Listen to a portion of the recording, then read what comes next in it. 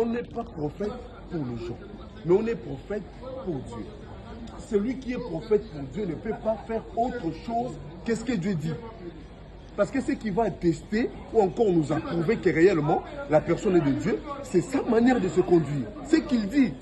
Car c'est poussé par l'esprit que les hommes ont parlé de la part de Dieu. Mais quand quelqu'un vient te dire, oh non, voilà, dans le Nouveau Testament, il n'y a aucun verset biblique où il est stipulé que nous devons aimer Dieu, où Dieu nous demande de l'aimer. Comprenez que ce monsieur ici, c'est un ministre de Satan. D'après 2 Corinthiens chapitre 11, le verset 13 à 15. C'est clair. L'apôtre Paul dit, il y a des apôtres de Satan, mais déguisés en ministres de Christ.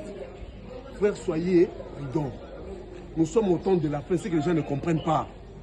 Regardez vous-même, examinez. Et la Bible dit, examinez ce qui est agréable à Dieu. La nature elle ne vous enseigne-t-elle pas? Vous ne verrez pas un ministre dans le gouvernement de Félix Tshisekedi avec une lune sur la tête. Avec une lune sur la tête, excusez mon lapsus. Vous ne le verrez jamais. Mais comment toi tu sers Dieu véritable, créateur des cieux et de la terre? Lui sert un roi, mais ton Dieu est le roi des rois. Regarde comment tu le sers.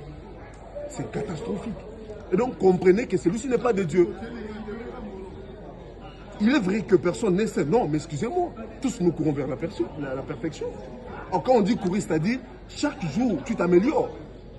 Mais quand tu vois quelqu'un, il dit des choses. Donc quelqu'un qui n'a pas cessé de voir les voyages du Canada, les voyages pour les États-Unis, mais il ne voit pas que cette personne-là est menteuse. Il ne voit pas que cette personne-là a des problèmes, a des rancunes dans son